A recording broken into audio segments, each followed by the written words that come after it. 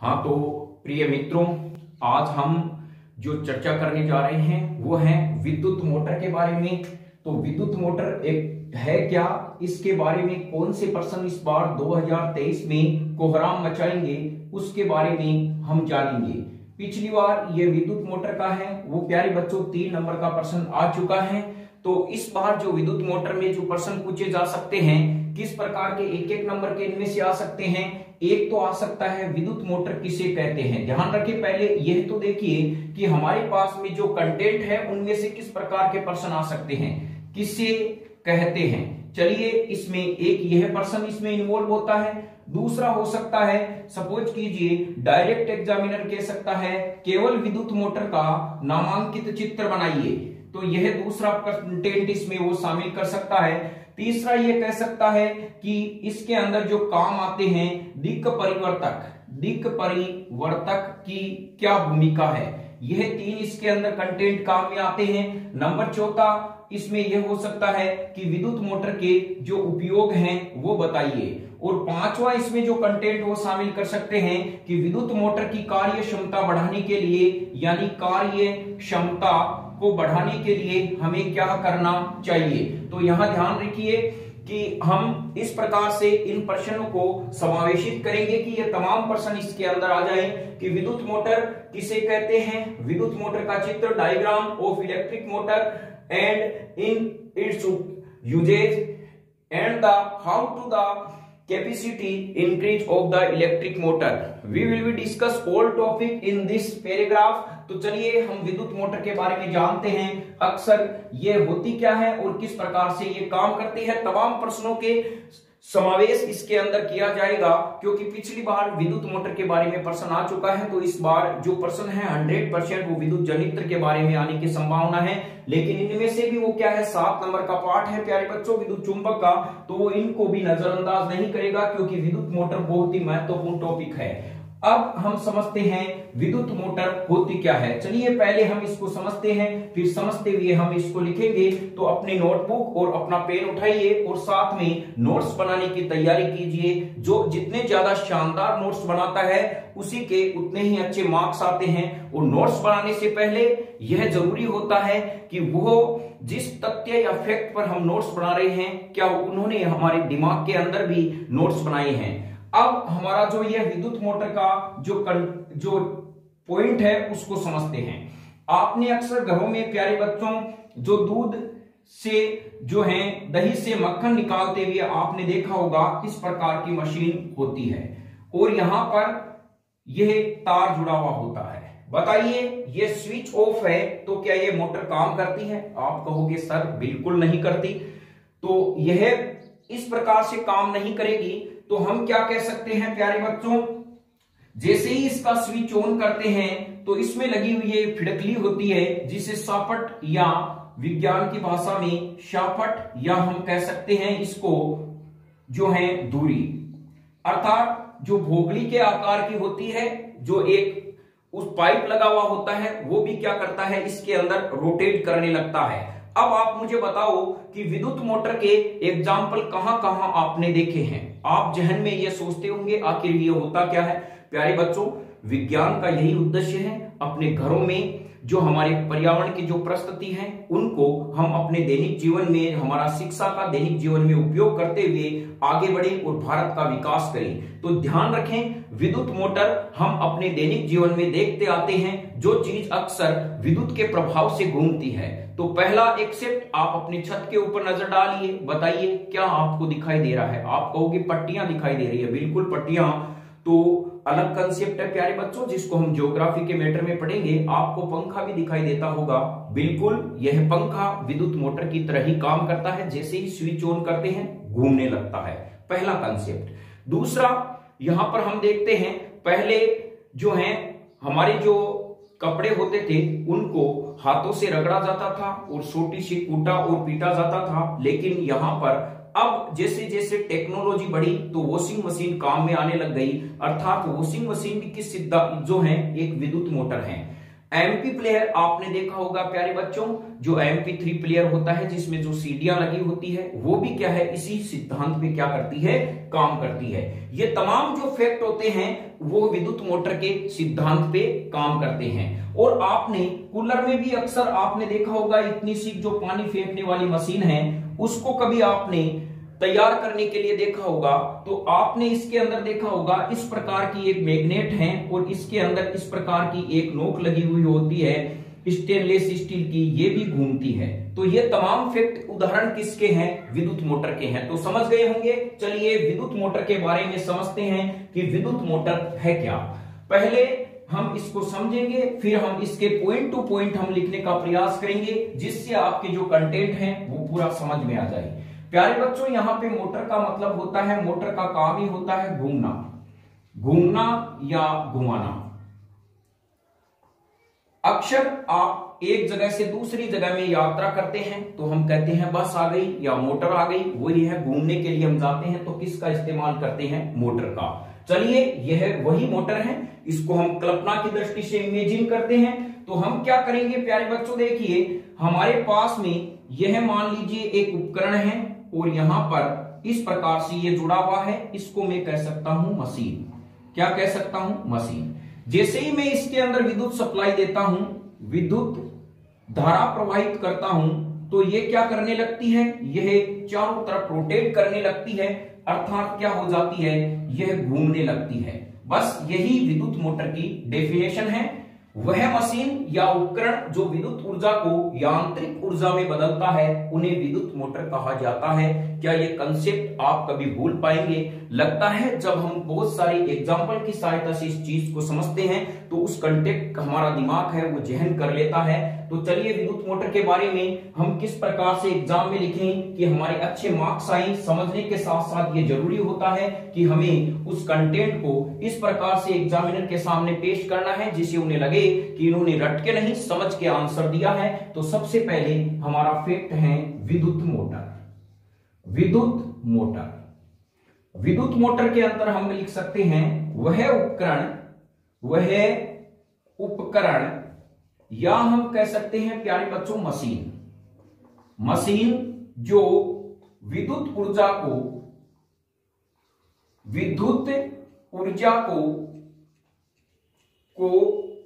यांत्रिक ऊर्जा में बदलती है, यांत्रिक ऊर्जा में बदलती है, उसे विद्युत मोटर कहते हैं। आगे आपको लिखने की जरूरत नहीं है प्यारे बच्चों, आप 10th क्लास में आ गए हैं।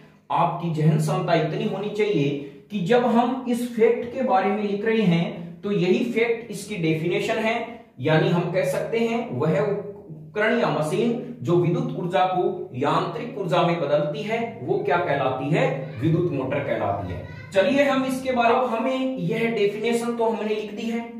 अब हमारा यह एम रहता है कि एग्जामिनर इसे 100% पढ़े।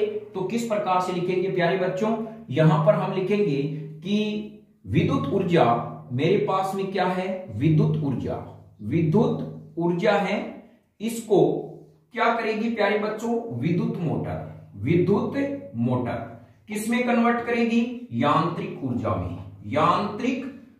में बदलती है। यानी हम कहें ये जो यांत्रिक ऊर्जा है इसके अंदर इसको बदला जाता है, यांत्रिक जो ऊर्जा है इसमें। तो यहां पर आपको ये बॉक्स के सहायता से समझा दे रहा है जिससे एग्जामिनर के आसानी में समझ में आ जाए। तो विद्युत मोटर विद्युत ऊर्जा को यांत्रिक ऊर्जा में बदलती है। चलिए हम एक और कंसेप्ट की सहायता से एग्जामिनर को समझाने का प्रयास करते हैं। ये मेरे पास में है मशीन, यह मशीन है प्यारे बच्चों, और यहां पर यह लगी हुई है धुरी। सेम इसी प्रकार से विद्युत मोटर होगी और यहां पर हम क्या करेंगे, इसको क्या देंगे, विद्युत ऊर्जा। क्या देंगे प्यारे बच्चों, विद्युत ऊर्जा देंगे। और ये विद्युत ऊर्जा देने पर यह धुरी अपने अक्ष पर क्या करती है, घूर्णन करती है। क्या करती है, घूर्णन करती है। तो अब आपके एग्जामिनर ये पूरा समझ जाएगा कि इन्होंने रटके कंटेंट की बजाय इन्होंने समझने पर ज्यादा फोकस दिया है। तो विद्युत मोटर कभी कभी 1 नंबर का रिक्त स्थान में आ जाता है। वह उपकरण जो विद्युत ऊर्जा को यांत्रिक ऊर्जा में बदलता है डैश डैश कहलाता है, तो वो हो जाएगा विद्युत मोटर। इसकी शुरुआत कहां से होगी? विद्युत मोटर। आगे प्यारे बच्चों जो विद्युत जनित्र आएगा वो क्या करेगा? यांत्रिक ऊर्जा को विद्युत ऊर्जा में बदलेगा, वो कहलाता है विद्युत जनित्र। चलिए जो इंग्लिश मीडियम के बच्चे हैं वो तैयारी कर रहे हैं, उनके लिए क्या डेफिनेशन होगी? एकदम इजी अंदाज में हम कह सकते हैं, देखिए वह उपकरण या मशीन, तो हम यहां पे लगा सकते हैं। रटने की प्यारे बच्चों आपको जरूरत है नहीं, तो हम यहां पर इस प्रकार से इस कंटेंट को इन्वॉल्व कर सकते हैं कि यह परिभाषा किस प्रकार से होगी। तो जो इंग्लिश मीडियम वाले बच्चे हैं उन्हें बुक्स की बजाय यदि अपनी ही लैंग्वेज में अंग्रेजी में ट्रांसलेशन करेंगे अच्छे नंबर आएंगे। तो यहां देखिए यह पॉइंट क्या है? वह उपकरण ए सिस्टम, ए सिस्टम या हम कह सकते हैं मशीन, जो विच आर कन्वर्टेड, किसको बदलती है? किसमें? इलेक्ट्रिकल एनर्जी, इलेक्ट्रिक एनर्जी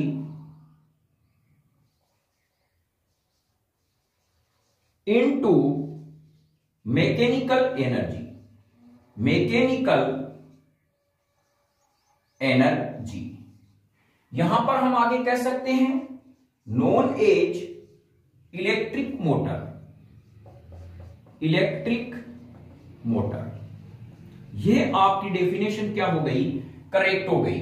यहां पर हमें रटने की बजाय ट्रांसलेशन उसी अंदाज में करना है कि हमने किसी फैक्ट को समझा है। आप इसी प्रकार कर सकते हो, electrical energy, electric motor, mechanical energy, यह एरो लगाकर। अब हम यहां पर समझते हैं विद्युत मोटर का जो प्रिंसिपल है, सिद्धांत है, वो क्या है। अर्थात चलिए पहला आपने विद्युत मोटर के बारे में जान लिया प्यारे बच्चों।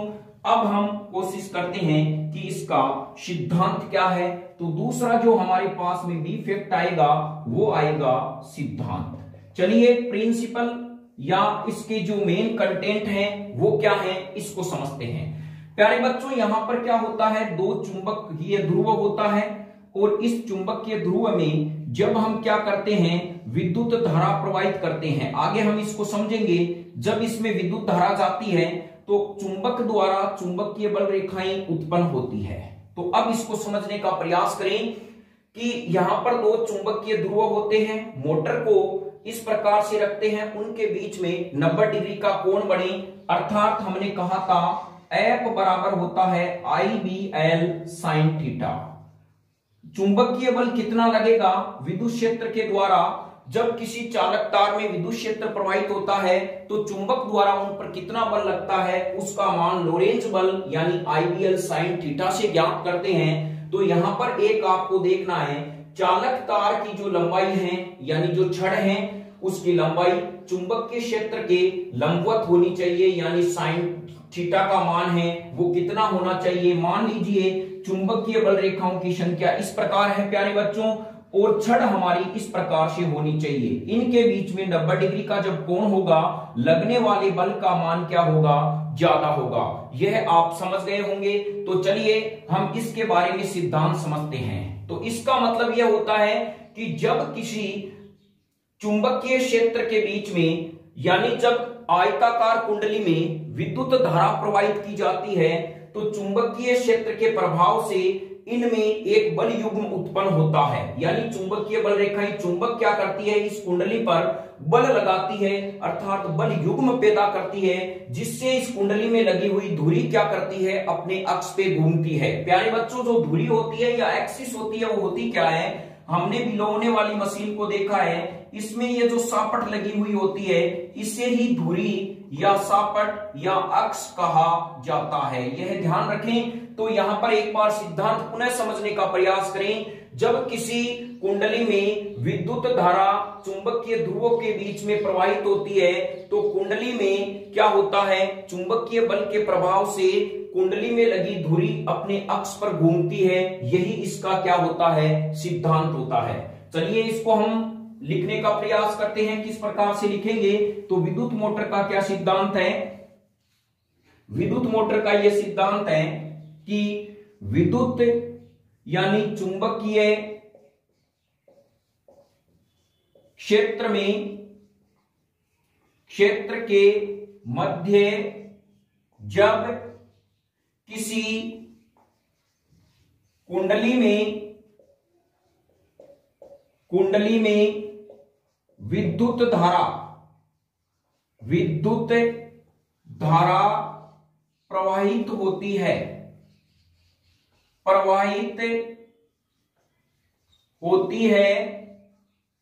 तो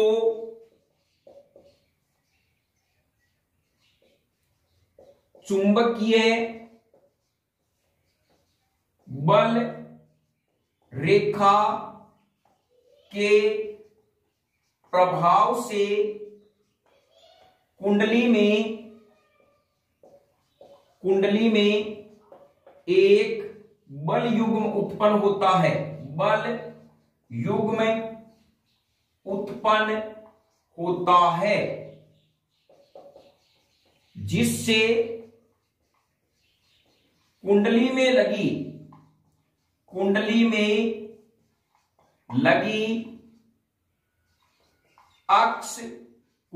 लगी दूरी अपने अक्ष पर घूमती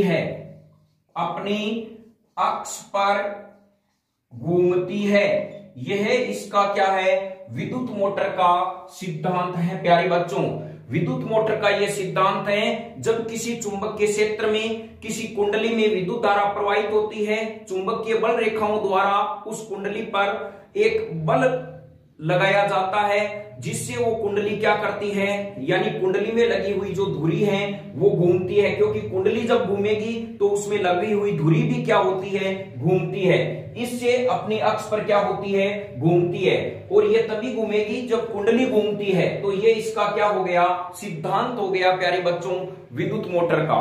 तो अब हम यहां पर क्या कह सकते हैं कि नेक्स्ट विद्युत मोटर का जो नामांकित चित्र है उसके बारे में चर्चा करते हैं कि विद्युत मोटर का चित्र किस प्रकार से बनाएं।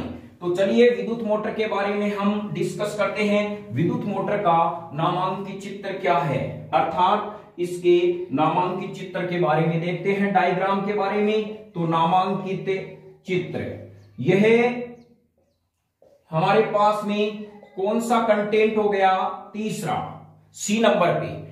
अब इस चित्र को बनाने से पहले आपको रटने की जरूरत है नहीं प्यारे बच्चों। पहले देखिए कच्चा चित्र हम कैसे बनाते हैं। हमारे पास में मान लीजिए ये दो चुंबकीय ध्रुव हैं, इसके बीच में मैं एक आयताकार कुंडली को क्या करता हूं, इस प्रकार से रख देता हूं, यानी इस प्रकार से इस आयताकार कुंडली को क्या है, रख देता हूं। ये मेरे पास में क्या है, आयताकार कुंडली है चुंबकीय ध्रुव के बीच में। तो यहां पर मान लीजिए यहां पूरा का पूरा ही चुंबकीय क्षेत्र इस पे बल लगेगा, तो यह है कुंडली। इस कुंडली का जो ये संबंध है, ये आयताकार कुंडली ए बी सी और डी होती है। चुंबकीय ध्रुव एन और एस होते हैं। बिल्कुल रटना नहीं है, एक बार इसको समझना है, फिर आपको चित्र बनाना है। आगे क्या प्रोसेस होगा, आगे इन कुंडली का संबंध क्या होगा प्यारे बच्चों, यहां पर इसका संबंध होगा जो है विभक्त वलय से। इस प्रकार से ये विभक्त वलय से संबंध होगा। फिर यहां पर ये विभक्त वलय किससे जुड़ा हुआ रहेगा, ब्रूस से जुड़ा हुआ रहेगा ये। और यहां पर इसका संबंध बैटरी के धन सिरे से, ऋण धन ऋण, और यहां पर ये कुंजी लगी हुई रहेगी। और इस प्रकार से यह आपका विद्युत मोटर का चित्र हो गया। तो यह ध्यान रखें, ये जो चीज है वो क्या होती है, ये होते हैं विभक्त वलय, विभक्त वलय होते हैं। और यहां पर ये जो काम करते हैं ये होते हैं ब्रूस। क्या होते हैं, ब्रूस होते हैं। इसको B1 कहते हैं, इसको B2 कहते हैं, विभक्त वलय को P और Q कहते हैं। तो चलिए यह आपके सामने ये चित्र और इसके अंदर क्या होता है, ये एक जो है धुरी फिट होती है जिसे सापट कहा जाता है। ये अपने अक्ष पर क्या करती है, रोटेट करती है। तो अब चलिए हम इसको समझने का प्रयास करते हैं किस प्रकार से है। तो प्यारे बच्चों, यदि हमारे पास में हम किसी कंसेप्ट को देखें तो मान लीजिए, सपोज कीजिए, हम इसको समझने का प्रयास करते हैं कि किस प्रकार से क्या है। मान लीजिए ये हमारे पास में एक आयताकार कुंडली है। इस कुंडली का यह वाला भाग ए, बी, सी और डी है। इसको मैंने चुंबकीय क्षेत्र में इस प्रकार से रखा है कि यह आयताकार कुंडली चुंबकीय क्षेत्र के लंबवत रही। इसको आडी मत पटक देना, यह समांतर हो जाएगी। तब इसमें जो लगने वाले बल का मान शून्य होगा, क्योंकि चुंबकीय क्षेत्र और यहां पर इसकी लंबाई है वो एक दूसरे के समांतर हैं, 0 डिग्री का कोण बनाते हैं। 0 साइन होते ही इसका मान साइन हो जाता है, लगने बल का मान शून्य हो जाता है। इसको ऐसे रखना है, खड़े रखना है। तो यह आप कुंडली समझ गए होंगे, यह आयताकार कुंडली है और मेरे पास इधर भी चुंबक है, इधर भी चुंबक है। अब यहां पर क्या होता है प्यारे बच्चों, इस कुंडली का ये वाला संबंध किससे होता है, सर्पी वलय यानी विभक्त वलय से होता है। एक इस प्रकार से विभक्त वलय होता है और एक दूसरा इधर भी क्या होगा, विभक्त वलय होगा। और इस विभक्त वलय का संबंध किससे होगा, ब्रूस से होगा। और ये ब्रूस क्या किससे संबंध होगा, बैटरी के धन सिरे से। और इसका संबंध होगा B2 से बैटरी के ऋण सिरे से। यह आप कंसेप्ट समझ गए होंगे। अब चलिए हम इसके एक बार विद्युत मोटर की संरचना बनाते हैं, फिर हम इसके जो है क्रियाविधि हैं उसके बारे में समझते हैं। अब मेरे साथ आप एक बार चित्र बनाइए विद्युत मोटर का। रटने की बिल्कुल जरूरत है नहीं, कुंडली जैसी समझ में आ जाती है। आप अपनी किताब को जहन में रखेंगे, उसको दो चुंबकीय ध्रुव के बीच में रखेंगे। चलिए सबसे पहले आप दो शक्तिशाली चुंबकीय ध्रुव इस प्रकार से बना ले। अश्वनाल चुंबक होते हैं। ये मेरे पास में हो गए दो शक्तिशाली चुंबक। पहले आप इसको इस प्रकार से बनाने का प्रयास करें। ये वाला N है, ये वाला S है, अर्थात ये उत्तरी ध्रुव है, ये दक्षिणी ध्रुव है, दोनों ही सेम शेप में होंगे। और इसको थोड़ा सा अच्छी डिजाइन देने के लिए यहां पर हम रोटेट लाइन कर देते हैं। इतना आपने बना लिया होगा। इसके बाद में आपको एक आयताकार संरचना बनानी है। यह संरचना यहां तक होनी चाहिए जिससे कुंडली इस पर पूरा का पूरा बल लगा दे। फिर बनाने के बाद आप इस वाले सिरे को इधर ले आइए, इस वाले सिरे को इधर ले आइए। अभी मैंने किताब में कहा यह इसमें क्या होंगे, विभक्त वलय, इसमें यह होगा, इसमें इस प्रकार का क्या होगा। देखिए यह विभक्त वलय इसमें जुड़े हुए हैं कुंडली वाले भाग में, और इस वाले भाग में ऐसे होता है, ये विभक्त वलय है, इनके बीच में ये सापट लगी हुई रहती है। इस प्रकार से क्या है, ये सापट है। इस प्रकार से आप बनाने का प्रयास करें तो यह विभक्त वलय P होगा, ये Q होगा। इसका संबंध B1 से, इसका B2 से। आप अपने दिमाग में ध्यान रखें, आयताकार कुंडली बनाने के बाद ऐसी संरचना बनेगी। तो यहां पर ये जो विभक्त वलय है, मैंने यहां पे इसको विभक्त वलय को इस प्रकार से बना लिया।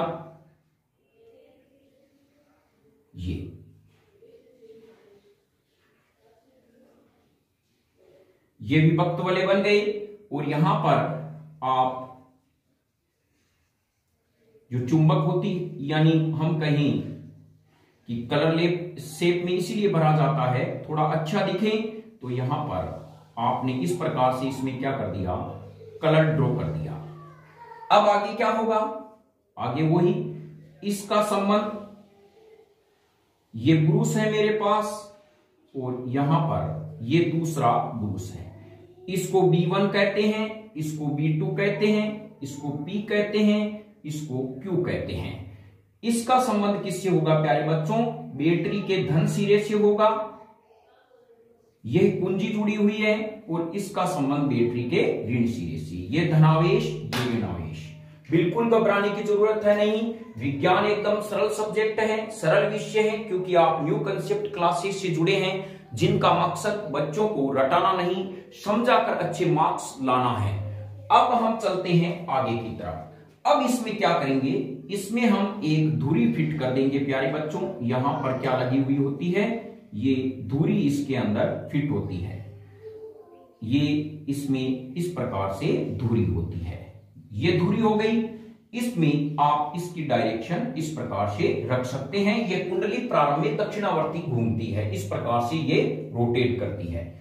अब यहां पर ये आपका भाग होगा ए, बी, सी और डी। अब हम इसके नाम लिखते हैं। चलिए, इसका नाम हमारे पास में क्या हो गया, ये है ब्रूस। ये वाला मेरे पास में क्या है, विभक्त वलय। विभक्त वलय होते हैं जिन्हें कोम्यूटेटर कहा जाता है। ये मेरे पास में होती है प्यारे बच्चों धुरी, जिसे हम साफट भी कहते हैं। इनके लिखने की जरूरत है नहीं। ये बैटरी होती है। सेलों को जब श्रेणी क्रम में जोड़ा जाता है तो बैटरी बनती है। ये कुंजी है बंद। ये चुंबक होते हैं। इनके बारे में जैसे एन और एस लिख दिया, ऑटोमेटिक एस और नाल चुंबक बन जाते हैं। अब हम इनमें एक चीज रह गई, विद्युत धारा। कैसे दर्शाएंगे प्यारे बच्चों, धनावेश से विद्युत धारा की दिशा होती है। विद्युत धारा यहां से प्रारंभ होकर ब्रूस से होती हुई विभक्त वलय पी से होती हुई यहां पे जाती है, यहां से वापस आती हुई B2 में प्रवेश करके यहां पर ये Q से होती हुई B2 से होती हुई वापस यहां आ जाती है। यह आपकी विद्युत मोटर क्या हो गई, कंप्लीट नामांकित चित्र विद्युत मोटर का हो गया। तो यह आप समझ गए होंगे विद्युत मोटर किस प्रकार से बनाई जाती है। अब है विद्युत मोटर कैसे काम करती है, यानी क्रियाविधि। इसकी बनावट के बारे में आप फैक्ट लिख सकते हैं। तो चलिए, बनावट में आप लिख लीजिए क्या लिखना है। लिखिए प्यारे बच्चों, सबसे पहले नंबर 1 स्टार लगा के लिखना है। तो अगला पॉइंट आप लिखना बनावट। बनावट यानी इसकी बनावट क्या है, ये डी कंटेंट आ गया। बनावट में लिखें, स्टार लगा के छोटे छोटे शब्दों में लिखें जिससे अच्छे मार्क्स आए। नंबर पहला फैक्ट लिखें, सर्वप्रथम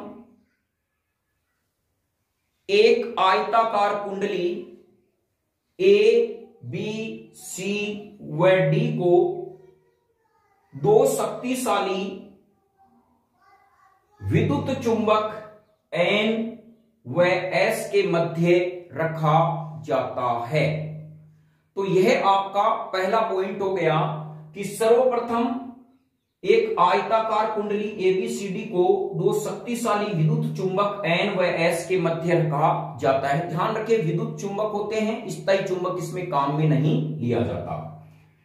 इस कुंडली के एक सिरे एबी का संबंध, अब देखिए आगे लिखिए स्टार लगा के अगला पॉइंट, इस कुंडली एबी के एक सिरे का संबंध विभक्त वलय पी से होता है। यह P ब्रूस B1 से जुड़ा रहता है और यह B1 का संबंध बैटरी के धन सिरे से होता है। तो पहला फैक्ट आपने दूसरा लिख दिया।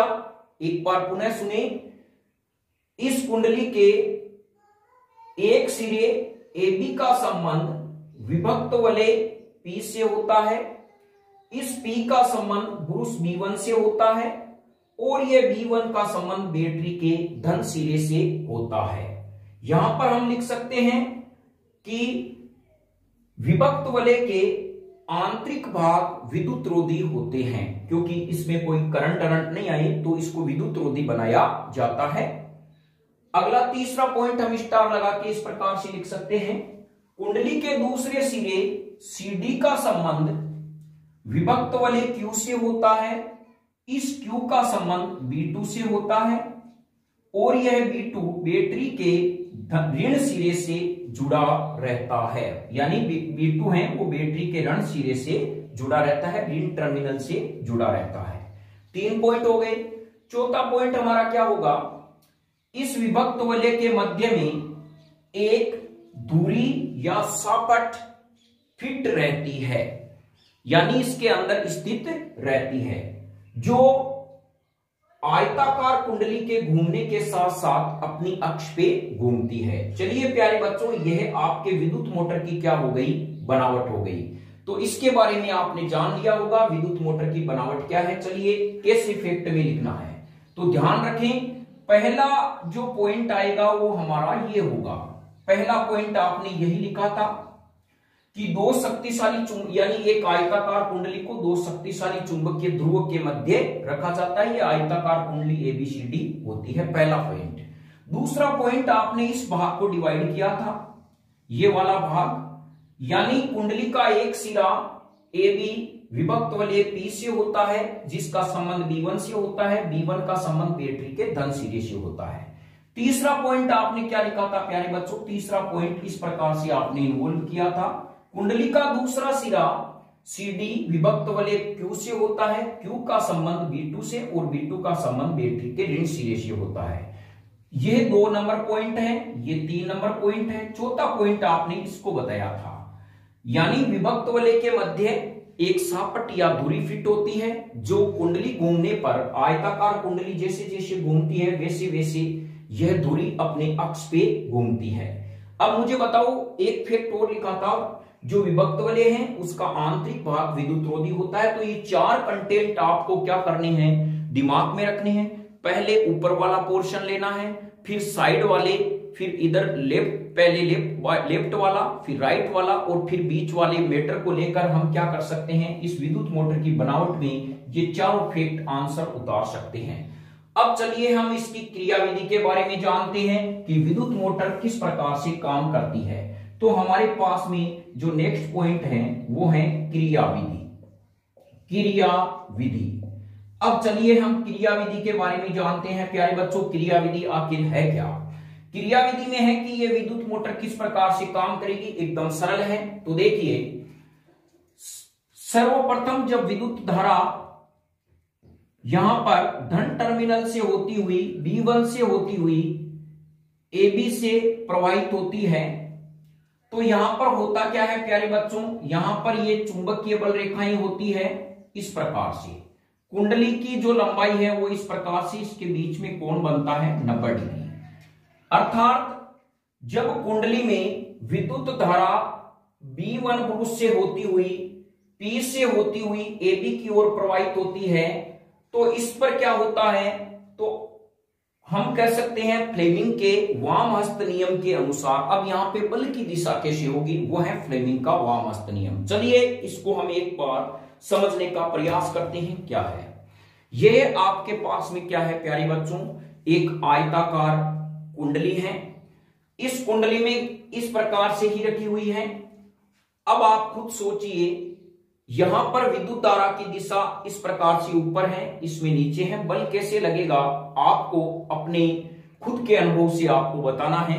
तो अपनी किताब उठाइए इस प्रकार से और देखिए, जैसे ही कुंडली में विद्युत धारा ऊपर की तरफ होती है, तो यह कुंडली में आप अपने फ्लेमिंग के वाम यानी बाएं हाथ से देख सकते हो कि विद्युत धारा, मैंने पहले ही बताया था कि फ्लेमिंग का जो बायां हाथ का नियम है, इसका पूरा वीडियो इस न्यू कंसेप्ट क्लासेज के माध्यम से आपको पहुंच गया होगा। यदि नहीं है तो चैनल पर जाकर आप प्ले लिस्ट में जाकर इसको कंटेंट को ढूंढ सकते हैं। फ्लेमिंग ने कहा था कि हमारे बाएं हाथ को इस प्रकार से फैलाएं कि ये अंगूठा, तर्जनी और जो मध्यमा है वो एक दूसरे के परस्पर लंबवत रहें। तो यह अंगूठा बल की दिशा को, यह B की दिशा को, यह I की दिशा को दर्शाती है, यह चुंबकीय क्षेत्र की दिशा को, यह विद्युत धारा की दिशा को, अंगूठा बल की दिशा को दर्शाता है। चलिए हम इसको फैक्ट में है अपना जो चित्र बनाया है उस पर एक बार गौर करते हैं। मैंने सपोज कीजिए प्यारे बच्चों, यहां पर विद्युत धारा की दिशा इस प्रकार से रखी, ये कुंडली इस प्रकार से है, अंगूठा देखिए आपका नीचे की ओर जाता है। इसमें जैसे ही आपने क्या किया, विद्युत धारा की दिशा इस प्रकार से रखी, देखिए ये अंगूठा बाहर की तरफ आ रहा है, तो हम क्या कह सकते हैं कि जब किसी कुंडली में विद्युत धारा की दिशा A से B की ओर होती है, तो कुंडली में अधोमुखी बल लगता है। अधो का मतलब होता है नीचे की ओर बल लगता है। देखिए कैसे लगता है, इसमें नीचे की ओर बल लगता है, इसमें विद्युत धारा की दिशा नीचे की ओर होती है, तो ऑब्वियसली एक दूसरे के विपरीत है। इसमें ऊपर की ओर ऊपरी मुखी बल लगता है। कुंडली कैसे घूमेगी, इस प्रकार से है ऐसे। यहां पर नीचे की ओर बल लगा तो इस कुंडली ने क्या कर लिया प्यारे बच्चों, आधा घूर्णन पूरा कर लिया। जैसे ही कुंडली आधा घूर्णन पूरा कर लेती है तो ब्रुश B1 और B2 अपनी स्थिति बदल लेते हैं। ध्यान रखें, कुंडली जैसे ही आधा घूर्णन पूरा करती है तो ब्रूस B1 और B2 क्या हो जाते हैं, अपनी क्या कर लेते हैं, स्थिति बदल लेते हैं। तो B1 का संबंध किससे हो जाता है, Q से, और B2 का संबंध हो जाता है P से। यानी जैसे ही ये अपना संबंध बदल लेते हैं तो यहां पर ये क्या करते हैं, विभक्त वलय, तो आधे घूर्णन के बाद में कुंडली की धारा की दिशा बदल जाती है। धारा की दिशा का मतलब होता है कि अब धारा की दिशा DCBA की तरफ होगी। पहले थी ABCD की ओर, आधे घूर्णन के बाद में धारा की दिशा DCBA की ओर होती है। जब धारा की दिशा बदल जाती है तो बल की भी दिशा बदल जाती है। अब इसमें बल ऊपर की तरफ लगेगा और इसमें बल नीचे की तरफ लगेगा। चलिए इसको समझते हैं। मान लीजिए यह आयताकार कुंडली है, पहले इसमें बल ऐसे लगा, यानी इसमें नीचे इसमें ऊपर, यह इस प्रकार से। अब इसमें नीचे की ओर लगेगा, इसमें ऊपर की ओर लगेगा, तो ये इस कुंडली ने एक पूरा घूर्णन पूरा कर लिया। इस प्रकार ये कुंडली क्या करती है, चुंबकीय क्षेत्र में घूमती जाती है अपने अक्ष पर। यानी आधे घूर्णन में ब्रूस, आधे घूर्णन के बाद ब्रूस अपनी स्थिति है वो चेंज कर लेते हैं, जिससे दिक् परिवर्तक जो विभक्त वलय हैं वो धारा की दिशा बदल देते हैं। यही विभक्त वलय का काम है। इस प्रकार कुंडली अपने अक्ष पर घूमती है और कुंडली में लगी हुई सापट भी घूमती है। यह समझ गए होंगे आप। और जैसे जैसे इसका आरएमपी यानी रोटेशन पर मिनट जितना कुंडली का ज्यादा होता है, अर्थात वो कुंडली उतनी ही तेज घूमती है। तो ये कंसेप्ट आप समझ गए होंगे। चलिए हम इसके बारे में लिखते हैं क्या है। तो यहां पर आप क्रियाविधि में लिखें, अपना पेन और कॉपी उठाइए और नोट्स बनाने की तैयारी कीजिए। विद्युत मोटर का जो लास्ट स्टेप का सेमीफाइनल चल रहा है, इसके बाद इसके उपयोग आएंगे, कार्य क्षमता आएगी। तो ये क्वार्टर फाइनल हो गया इसका। तो चलिए इसके बारे में हम लिखते हैं। पहला पॉइंट लिखिए क्रियाविधि में, सर्वप्रथम जब कुंडली में विद्युत धारा प्रवाहित होती है तो विद्युत धारा की दिशा ABCD की ओर होती है। अर्थात विद्युत धारा AB व CD में एक AB दिशा व CD दिशा में एक दूसरे के विपरीत होती है। अर्थात विद्युत धारा की दिशा है AB व CD में एक दूसरे के क्या होती है, विपरीत होती है। हम कह सकते हैं AB व CD में एक दूसरे के विपरीत होती है, विपरीत होती है। ये समझ गए होंगे। तो यहां पहला पॉइंट आपने लिख लिया। सर्वप्रथम जब कुंडली में विद्युत धारा प्रवाहित करते हैं तो विद्युत धारा की दिशा ABCD की ओर होती है। AB व CD में विद्युत धारा की दिशा एक दूसरे के विपरीत होती है, जिससे फ्लेमिंग के वाम हस्त नियम के अनुसार, ये जरूर आपको लाइन लिखनी है, नहीं तो आपको अगला पूछेगा कि आपने बल की दिशा बताई कैसे। जिससे फ्लेमिंग के वाम हस्त नियमानुसार कुंडली में AB दिशा में बल अधोमुखी ब्रैकेट में नीचे की ओर, जबकि CD दिशा में बल ऊपर की ओर अर्थात ऊपरी मुखी कार्य करता है, जिससे इस कुंडली में एक बल युग्म उत्पन्न होता है और कुंडली अपना आधा घूर्णन पूरा कर लेती है। यह आप दूसरा फैक्ट में लिख सकते हैं। तीसरे फैक्ट में क्या लिखेंगे, आधे घूर्णन के बाद ब्रूस B1 व B2 अपनी स्थिति चेंज कर लेते हैं। B1 का संबंध अब विभक्त वलय Q से और B2 का संबंध विभक्त वलय P से हो जाता है, जिससे कुंडली में विद्युत धारा की दिशा अब DCBA की ओर हो जाती है। इसके बाद स्टार लगा के पॉइंट लिखना, विद्युत धारा की दिशा बदलने से बल की दिशा बदल जाती है, जिससे कुंडली में AB सिरा में अब बल ऊपरी मुखी, जबकि CD में दिशा में बल अधोमुखी लगता है, जिससे कुंडली उसी अक्ष पर वापस अपना जो आधा घूर्णन पूरा करती है अर्थात कुंडली एक पूरा घूर्णन पूरा कर लेती है। इस प्रकार से क्या कह सकते हैं, आधा घूर्णन पूरा करती है। अर्थात इस बल युग्म के प्रभाव से कुंडली एक पूरा घूर्णन प्राप्त कर लेती है। कुंडली में लगी हुई अक्ष भी कुंडली के साथ साथ घूर्णन करती है। तो यहां पर आप समझ गए होंगे। आधे घूर्णन में तो क्या होता है प्यारे बच्चों, पहले कुंडली का आधा घूर्णन होगा जिससे पुरुष अपनी स्थिति बदलेंगे, फिर कुंडली क्या करेगी, अपना और आधा घूर्णन पूरा कर लेती है, जिससे कुल मिला के आधा घूर्णन और आधा घूर्णन क्या हो जाता है, एक पूरा घूर्णन हो जाता है। यह विद्युत मोटर के बारे में क्या हो गया, सिद्धांत। इस प्रकार लगातार आयताकार कुंडली है वो चुंबकीय क्षेत्र में क्या हो जाती है, यानी घूर्णन करने लगती है। तो यहां चलिए मान लीजिए आपकी ये क्रियाविधि है, बहुत ही महत्वपूर्ण है, इसको हम इस प्रकार से लिखने का प्रयास करते हैं। यदि आपने लिखा नहीं है तो समझा होगा और लिखने में दिक्कत आई तो न्यू कंसेप्ट क्लासेज आपका पूरा जो है समस्या को दूर करेंगे। तो क्रियाविधि में हमें फैक्ट लिखना है। सर्वप्रथम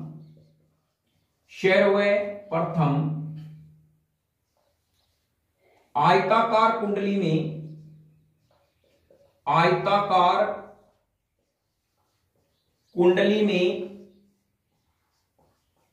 विद्युत धारा ए बी सी डी दिशा में प्रवाहित होती है।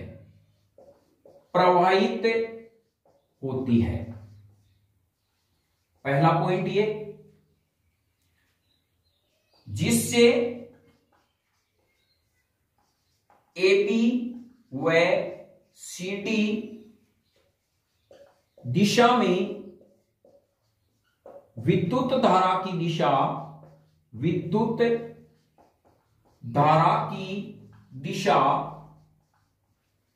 एक दूसरे के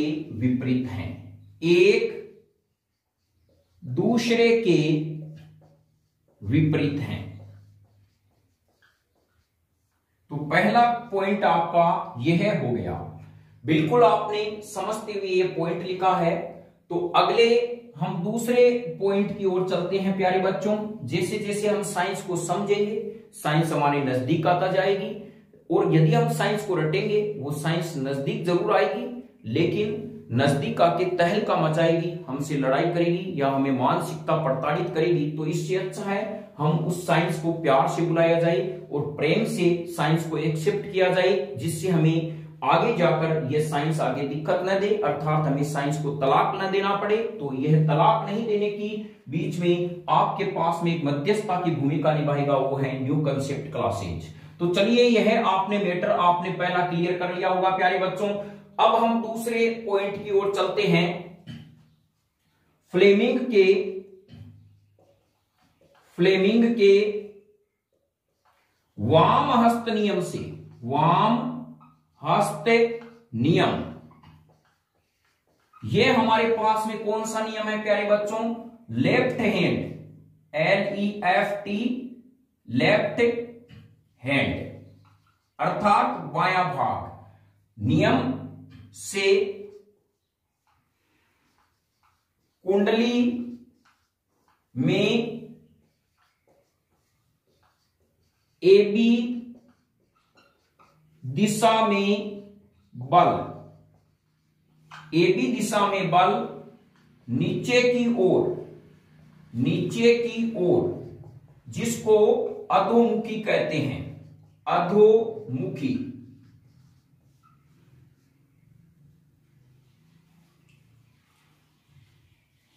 नीचे की ओर व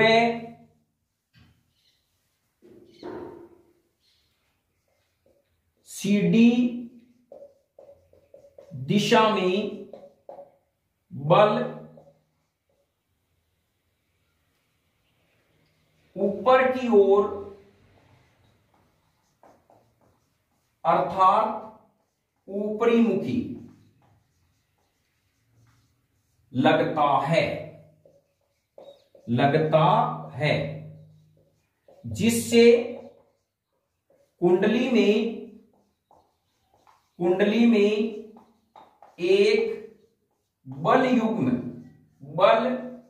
युग्म उत्पन्न होता है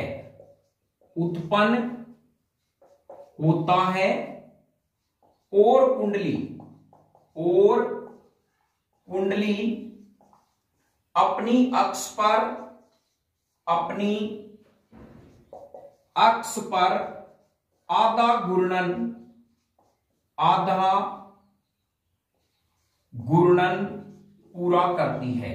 पूरा करती है। तो यहां पर आपने आधा घूर्णन पूरा करा दिया, तो कुंडली में लगी हुई शाफ्ट भी उसके साथ में आधा घूर्णन पूरा करेगी। चलिए, यह आपका कौन सा हो गया जो नेक्स्ट पॉइंट। अब हम अगले पॉइंट की तरफ चलते हैं कि आधे घूर्णन के बाद बताओ क्या होगी, कौन दिशा चेंज करेंगे, ब्रूस। तो यहां पर अगला पॉइंट ये हमारे पास में है, आधे घूर्णन के बाद जो ब्रूस हैं, ब्रूस B1 व B2 अपनी स्थिति बदल लेते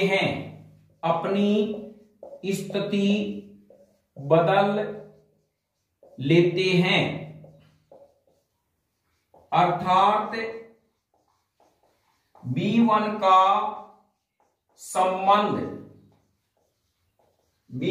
संबंध किससे होगा, विभक्त वलय Q से, व B2 का संबंध प्यारे बच्चों किससे होगा, विभक्त वलय P से हो जाता है, जिससे कुंडली में विद्युत धारा की दिशा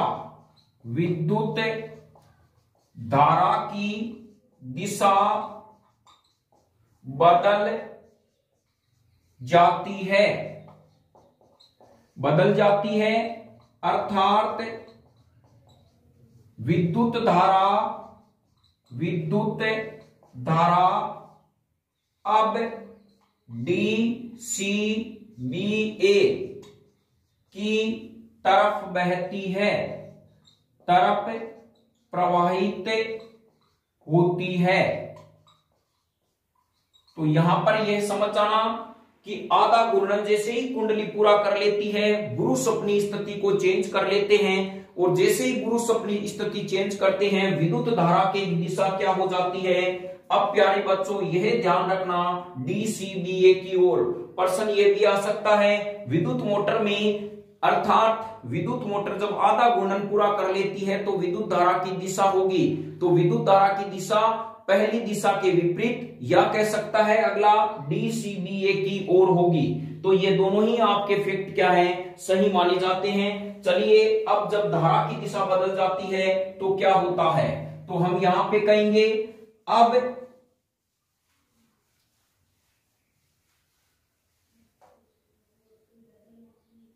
नेक्स्ट में हम कहेंगे, अब CD भाग में बल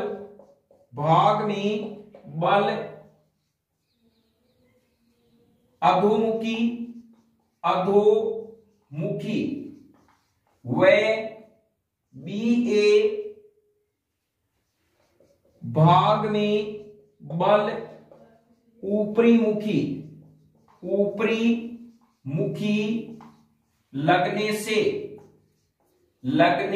से कुंडली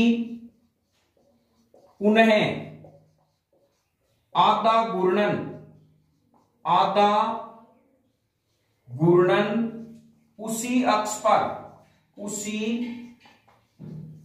पर पूरा करती है।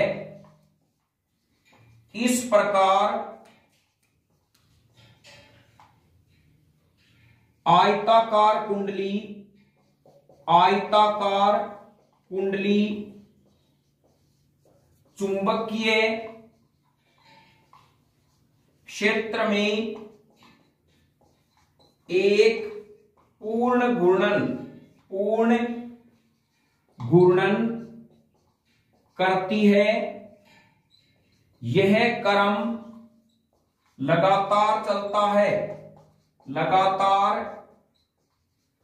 चलता है, जिससे कुंडली में लगी हुई धुरी भी अपने अक्ष पर घूमती है। लास्ट पॉइंट क्या हो जाएगा, इसी में इन्वॉल्व कर देना, जिससे कुंडली में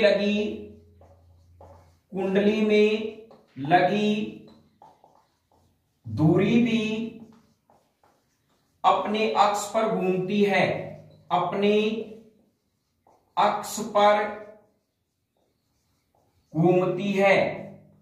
तो चलिए, यह आपके विद्युत मोटर की क्या हो गई, क्रियाविधि क्या है, कंप्लीट हो गई। हम इसको समझते हैं इस प्रकार से। मान लीजिए ये हमारे पास में कोई अक्ष है, पहले कोई चीज आधी इस प्रकार से घूमेगी, फिर आधी इस प्रकार से ये रोटेट क्या है, चलता जाता है। तो यहां पर विद्युत मोटर की क्रियाविधि कंप्लीट होने के बाद में अब हम कह सकते हैं विद्युत मोटर के क्या उपयोग हैं। तो विद्युत मोटर के उपयोग के बारे में देखते हैं। तो यह हमारे पास में नेक्स्ट पॉइंट है, अर्थात अब हम सेमीफाइनल की ओर पहुंच गए हैं। उपयोग में हम कह सकते हैं MP3 प्लेयर में, MP3 जो प्लेयर है में इसका उपयोग होता है। वॉशिंग मशीन में इसका प्रयोग होता है, जो वॉशिंग मशीन है उसमें इसका प्रयोग होता है। तीसरा इसका प्रयोग होता है पंखे में, इसका प्रयोग होता है विद्युत मोटर का। चौथा हम कह सकते हैं जो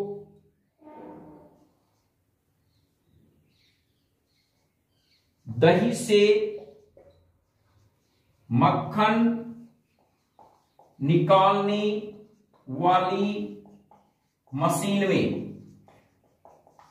यहां पर इसका प्रयोग होता है। प्रयोग को आपको इस उपयोग का इस प्रकार से क्या करना है, जिक्र करना है प्यारे बच्चों। तो यह आपके समझ में आ गया होगा।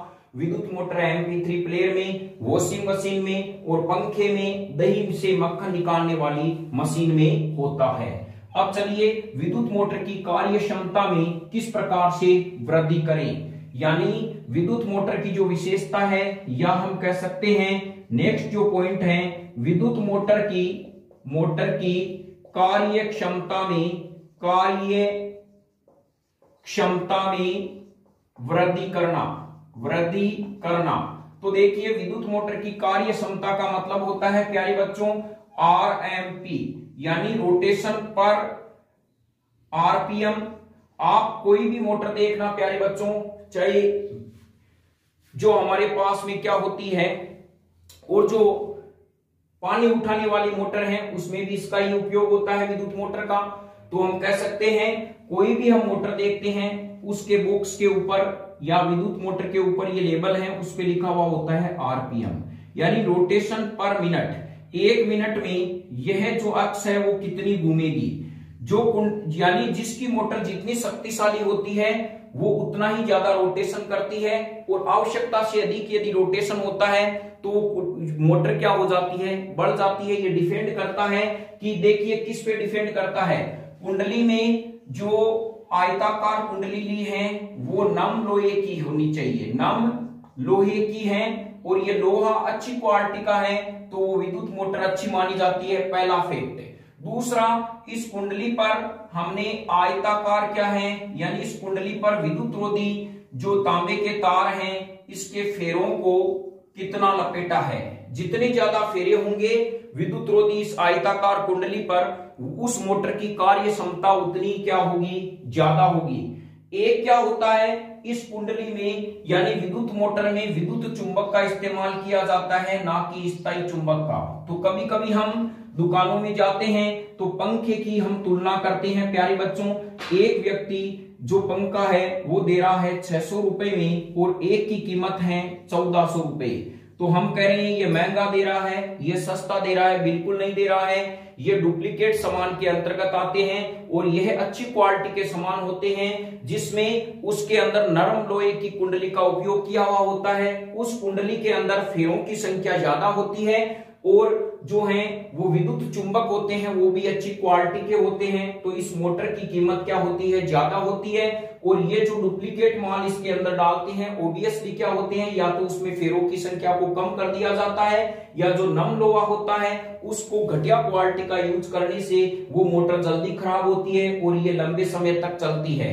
और इनकी आरपीएम रोटेशन पर मिनट भी क्या होती है, ज्यादा होती है और ये कम होती है। कभी आपने देखा होगा कुछ पंखे होते हैं जो सस्ते, वो धीमी गति से चलते हैं, और कुछ ऐसे पंखे होते हैं जो अच्छी क्वालिटी के होते हैं वो रफ्तार के साथ चलते हैं, अर्थात उनके आरपीएम क्या होते हैं, ज्यादा होते हैं। वो यही फैक्ट है इनको देने का। तो ध्यान रखें, आप कभी भी आप मशीन खरीदें तो उसके ऊपर ये आरपीएम जरूर देखें, अर्थात विज्ञान का उपयोग अपने दैनिक जीवन में करना यही एनसीईआरटी का प्रमुख उद्देश्य है। और इसी उद्देश्य को न्यू कंसेप्ट क्लासेज आपके बीच में लेके आया है। और आरपीएम का मतलब आप समझ गए होंगे प्यारे बच्चों, रोटेशन पर मिनट। तो आप जब भी मशीन खरीदते हैं तो यह जरूर देखें, और आप एक बार उस दुकानदार के पास जाकर भी अपने प्रैक्टिकल को आजमा सकते हैं, मुझे 2 पंखे दीजिए, तो वो आपको खुद कहेगा ये पंखा आपको 800 रुपए का है और यह पंखा मान लीजिए 2000 रुपए या 1400 रुपए का है।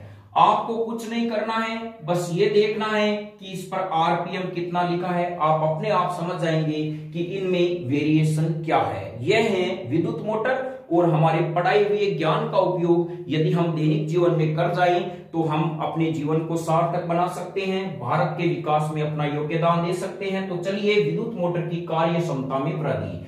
अब एक चीज आती है प्यारे बच्चों, एक शब्द है विद्युत मोटर में, एक शब्द यूज होता है आर्मेचर। तो आप विद्युत मोटर की जो बनावट है उसमें एक आर्मेचर शब्द भी जोड़ सकते हैं। आर्मेचर होता क्या है, नम लोहे की जो आयताकार कुंडली प्लस उस पर लिपटे हुए फेरों को सम्मिलित रूप से आर्मेचर कहा जाता है। हम कहेंगे नम लोहे की आयताकार कुंडली, वो उस पर लिपटे हुए विद्युत रोधी तांबे के तारों को जो होते हैं फेरों की संख्या है उनको सम्मिलित रूप से आर्मेचर कहते हैं। यह इसका क्या होता है, फैक्ट होता है। आर्मेचर बहुत ही महत्वपूर्ण है, इंपॉर्टेंट है। तो आप ये समझ जाना कि यह आर्मेचर है क्या। तो मान लीजिए आर्मेचर क्या है, यह आपके पास में एक आयताकार नम लोहे की कुंडली है, इसके ऊपर आपने इस प्रकार से फेरे लपेट दिए। जितने फेरे ज्यादा होते जाएंगे वो मोटर उतनी ही महंगी होती जाएगी। तो इस प्रकार से यह है, ये इस प्रकार से।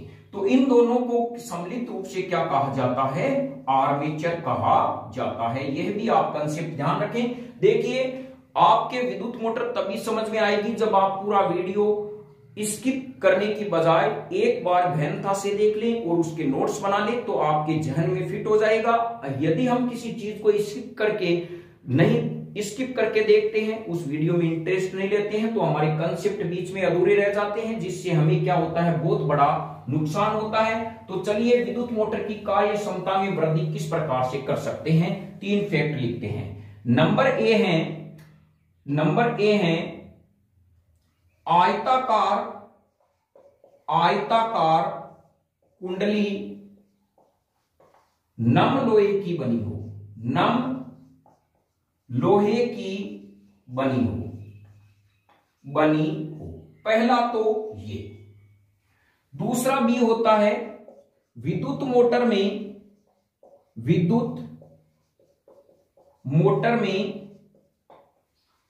आयताकार कुंडली पर फेरों की संख्या अधिक हो, फेरों की संख्या अधिक हो। जितने ज्यादा फेरे होंगे, अर्थात हम कह सकते हैं वो मोटर उतनी ही शक्तिशाली होगी। सी हम कह सकते हैं विद्युत मोटर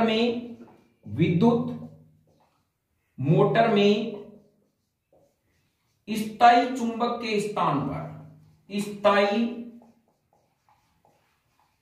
चुंबक के स्थान पर विद्युत चुंबक का उपयोग करना चाहिए।